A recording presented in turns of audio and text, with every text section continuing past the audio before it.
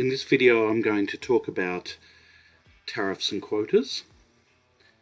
Governments can use all sorts of tools in order to protect local industries from foreign competition, such as import tariffs, import quotas, domestic subsidies, domestic content rules, health and safety standards, for example. But what we're going to do here is to focus on the oldies but goodies, tariffs and quotas. Incidentally, all of those tools are oldies and goodies. They've been used often since the Middle Ages, actually. Anyway, so what we're going to do is we're going to illustrate how tariffs and quotas work using the demand-supply model. So remember, when we're using a demand-supply model, we're assuming perfect competition. So again, not particularly realistic, but the point is not to describe reality, so to speak, but to illustrate an effect. And we'll also see the welfare implications of the imposition of a tariff or a quota compared to a situation where you had a completely free and competitive market for the trade of goods and services. All right, so tariffs. Tariff is simply a tax that is imposed on an imported good. So, for example, in 2020, the Chinese government imposed tariffs on Australian wine, ranging from 107% to 112% on top of the wholesale price. So, for example, if a Chinese wine merchant imports a $20 bottle of Australian wine, he or she will have to pay the Chinese government the tariff, that is, between $21 and $42 in import duty. This will predominantly, maybe not entirely, predominantly be passed on to Chinese consumers as higher prices for Australian wines, which will cause a fall in the demand for Australian wines. But what was the motive for the imposition of this tariff? The Chinese government stated that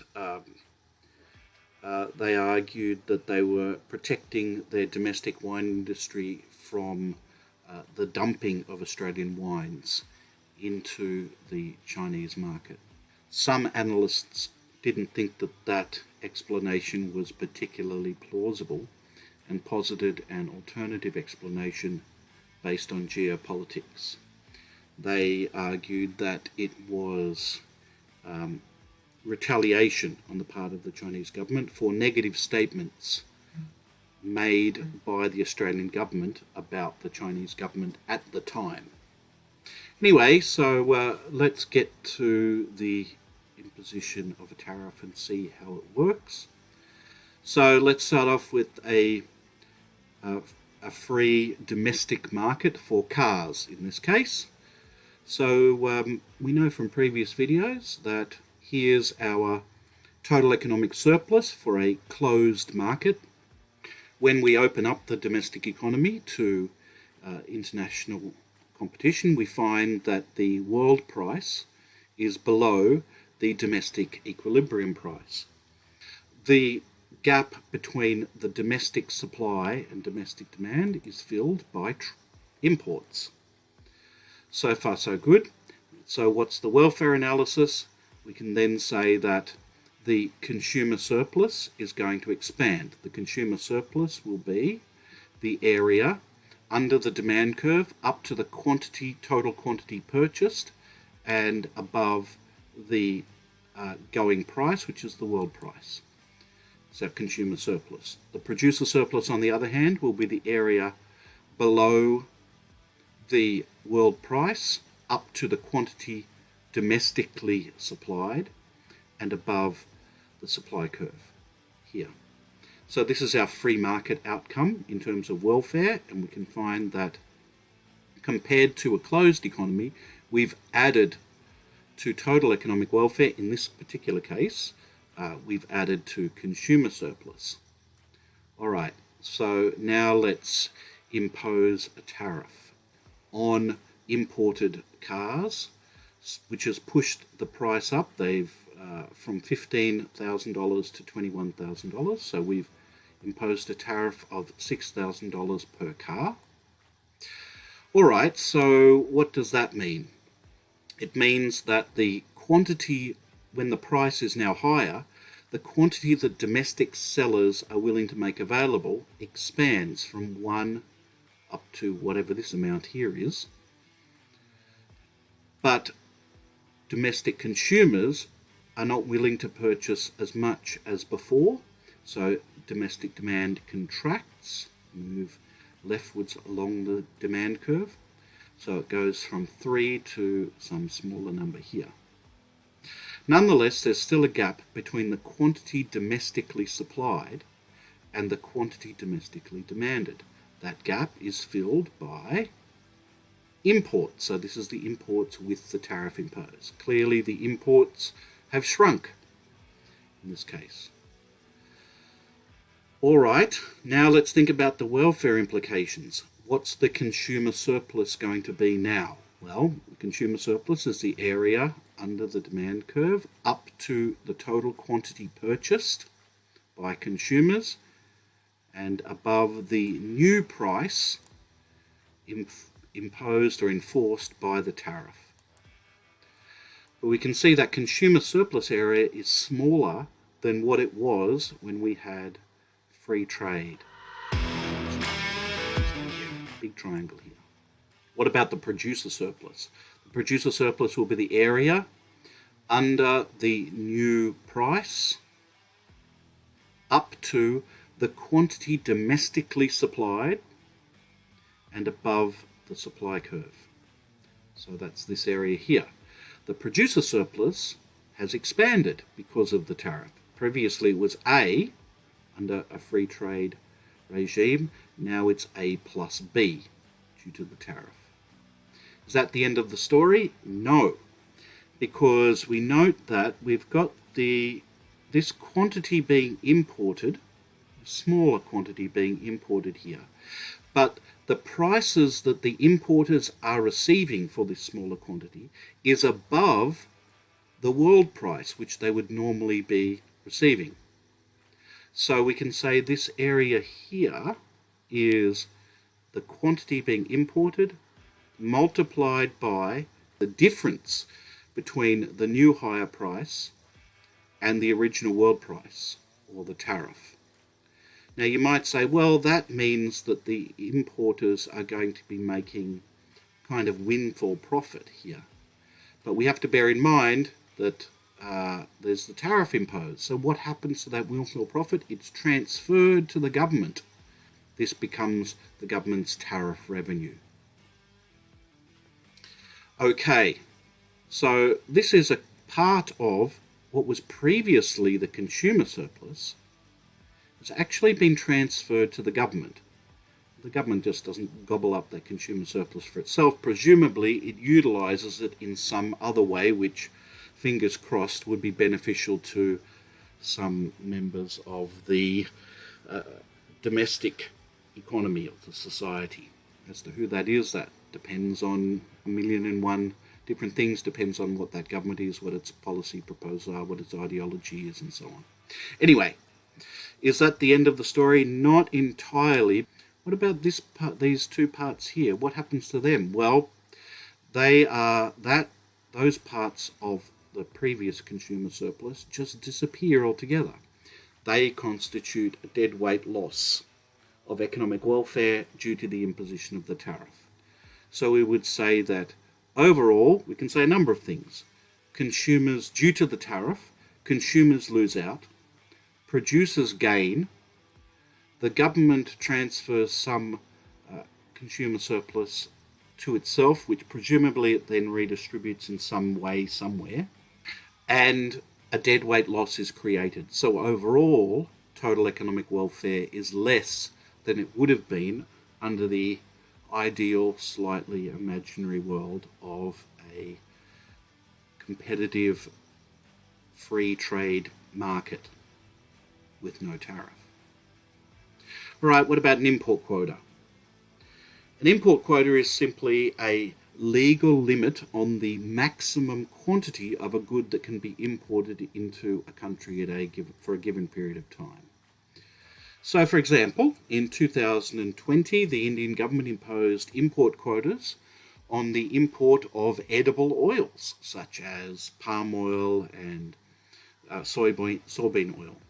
What was the motive for this? Well, the Indian government's explanation for why it did this was to protect domestic oilseed farmers from foreign competition and to maintain stable and higher prices than would otherwise be the case. There may also be a geopolitical explanation for why the Indian government imposed the quota, and that is in protecting the domestic market, what they ensure is what's called food security in the event of a crisis or war. So, because the population depends very heavily, both as consumers and producers, on this particular basic foodstuff, in terms of welfare, the consumer surplus will be here and the producer surplus will be here. All right, so now let's think about how the government can change this situation for whatever reason, rather than using a tariff, but by imposing a quota. So this is a slightly trickier scenario, graphically speaking. So first we'll start off with the idea that they're going to impose a quota of 500,000 cars being allowed to be imported. No more than 500,000 cars are allowed to come into the market. So if we stuck to the world price of $15,000 a car, then we've got a million cars being produced domestically, and then we would add to that a maximum of another 500,000 cars being allowed into the country. That is added, so imports added to the domestic supply. But this is true no matter what the price is. So if the price is 15, it's here. If the prices were higher, right, say 30, it's still only, importers are still only allowed to import 500,000 cars. If the price were, whatever that is, about 20, then again, it's only allowed to import 500,000 cars. So effectively, the way we can represent this graphically is we can draw a new supply curve. So we have the domestic supply curve, and then we're going to add to it the quota on top of that. So when we draw it like this, we've got the domestic supply plus the quota that's allowed for imports that are allowed at whatever price. So far, so good. So now we can see that when this is the case, we get a new domestic price. We're no longer stuck to the world price, because the point at which demand equals the new supply curve, domestic supply plus quota, domestic supply plus imports, that new supply curve gives us an equilibrium at $21,000 per car, and 2.25 million cars. That 2.25 million cars is the total number of cars being sold in the market. It's not the total number of cars being produced locally. How many cars are being produced locally at the price of $21,000? Well, we look at the domestic supply curve. So 1.75 million cars are being produced domestically. The gap between the quantity of cars being produced and the total quantity of cars being demanded at $21,000 is this gap between them here, which is how much? It's the quota, 500,000 cars. All right, so what's the welfare implications of this? Well, what's the consumer surplus going to be? The area under the demand curve up to the quantity purchased and above the new equilibrium price. So we can see the consumer surplus has shrunk compared to when there was no quota imposed. when the world price prevailed. What about the producer surplus? Well, that's going to be the area under the new price up to the quantity produced domestically, 1.75 million cars, and above the domestic supply curve. Right, the producer surplus here. Well, that producer surplus has expanded. It's gone from, it used to be A under when the world price prevailed, now it's A plus B. So the producer surplus has increased. Is that the end of the story? Absolutely not. Remember that this quantity here is being imported, but it's not being imported and sold at the world price. This quantity of 500,000 cars is being sold at a price above the world price, at $21,000 per car, not the normal, quote unquote normal, $15,000 a car. So we could say, we can call this, in the previous example where it was a tariff, this was money that was transferred to the government. It's tax revenue. But there's no tax in this case. This is just a quota. So that importer profit stays with the importers. So part of what would have previously been part of the consumer surplus, this giant triangle, has been transferred, not to the government, but rather to importers.